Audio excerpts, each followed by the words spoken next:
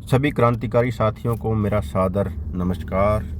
जय गुरु दक्ष प्रजापति, जय श्री यादव माता, जय रत्नप्पा, जय भीम, जय संविधान, शहीद रामचंद्र विद्यार्थी अमर रहे।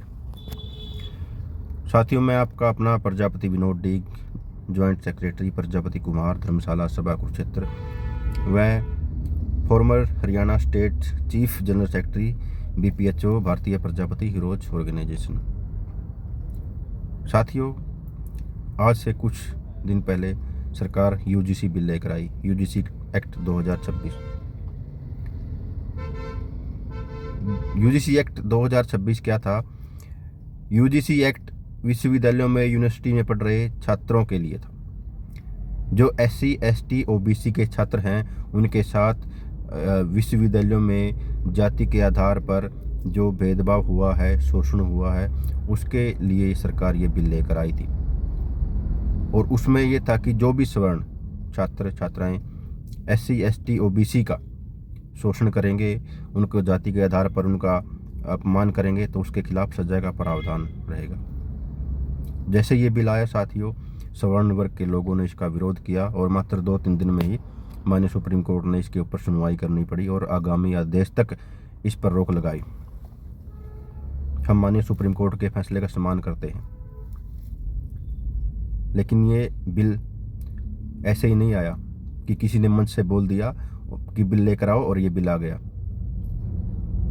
वर्षों से SC ST OBC के छात्र छात्राओं के साथ विश्वविद्यालयों में जाति के आधार पर शोषण हुआ है, अपमान हुआ है। बहुत सारे छात्रों ने अपनी जान भी गंवानी पड़ी। तो सरकार को जैसे ही पता चला, सरकार ने इसके ऊपर एक कमेटी बनाई और कमेटी ने विश्वविद्यालयों का सर्वे किया, जमीनी स्तर पर, ग्राउंड स्तर पर सर्वे किया और उनको पता चला कि वास्तव में ऐसा हुआ है। वास्तव में ऐसा हुआ है कि SC ST OBC के छात्रों के साथ भेदभाव हुआ है। तो उस कमेटी की रिपोर्ट के बाद सरकार को ये बिल लेकर आने पड़े। साथियों, बिल संविधान जो भी बिल सरकार या संविधान जो भी कानून बनाता है, किसी को बांटने के लिए नहीं, समानता देने के लिए बिल लेकर आता है। डॉक्टर भीमराव अंबेडकर जी ने संविधान बनाया, संविधान में सबको हक अधिकार दिए। उन्होंने इसलिए दिए ताकि सभी समानता से जिएं, सभी के हक अधिकार बराबर हो। जिन लोगों ने शिक्षा को पढ़ा, शिक्षित हुए, संविधान को पढ़ा, आज लोग वो आगे बढ़ रहे हैं। तो मैं मानता हूं कि UGC बिल से किसी को आपत्ति नहीं होनी चाहिए। हाँ, मैं इतना जरूर कहूँगा, अगर कोई SC ST OBC छात्र या छात्रा इस बिल का दुरुपयोग करे, किसी झूठी शिकायत में किसी सवर्ण छात्र छात्रा को फंसाए, तो उसके खिलाफ भी सजा का प्रावधान होना चाहिए। हम इस बात का समर्थन करते हैं, गलत किसी के साथ नहीं होना चाहिए। लेकिन जो छात्र छात्राएं ST SC OBC की, जो सदियों से जिनका शोषण हो रहा है, जिनका जाति के आधार पर भेदभाव हो रहा है, उनको न्याय तो मिलना चाहिए। बिल, कानून समानता देने के लिए बनाए जाते हैं। बहुत सारे साथी कह रहे हैं इससे समाज में विभाजन होगा। विभाजन तो वो लोग करते हैं जो आपको बोलते हैं कि बटोगे तो कटोगे, हिंदू राष्ट्र बनना चाहिए। लेकिन जब आपके हक की बात आई, आपके अधिकार की बात आई, तो उन्होंने ना राष्ट्र को प्रथम रखा, ना उन्होंने बटोगे तो कटोगे वाले नारे को प्रथम रखा। उन्होंने अपने हक अधिकार को प्रथम रखा। ये आपको समझना है।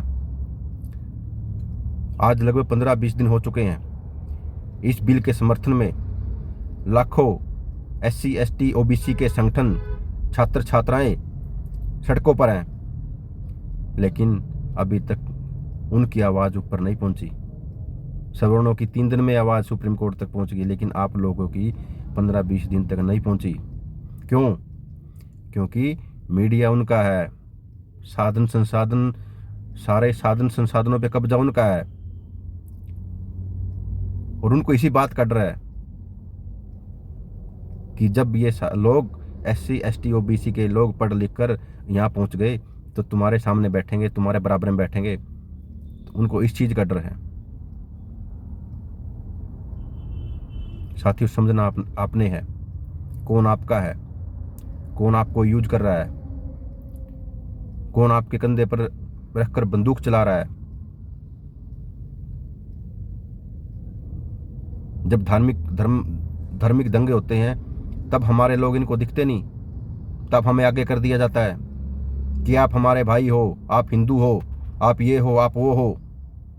और जब हमारे हक अधिकार की बात आती है तो इनको फिर असमानता नजर आती है। फिर बोलते हैं कि इससे समाज बटेगा। कानूनों से समाज नहीं बटता, कानूनों से समाज में समानता आती है। सिर्फ उसी को डर होता है जो समाज में बांटने का काम करता है। कानूनों से उसी को डर होता है जो समाज में जातियों में आपस में लड़वाना चाहता है।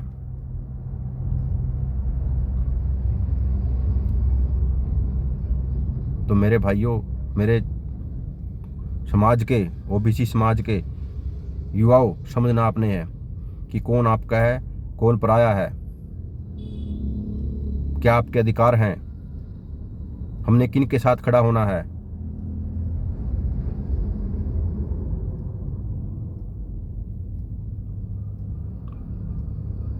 आज विश्वविद्यालयों में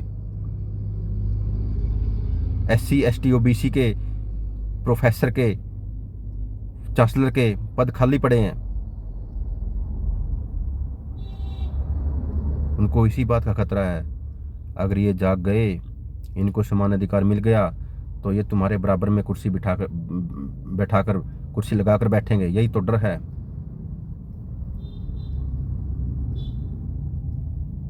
कितने चांसलर आपके यूनिवर्सिटीज में, कभी देखा है? कितने आपका असिस्टेंट प्रोफेसर है? जो लोग आपका हक अधिकार खा रहे हैं उन्हीं को डर है, और डराया आपको जा रहा है, धर्म के नाम पर, राष्ट्र के नाम पर। धन्यवाद।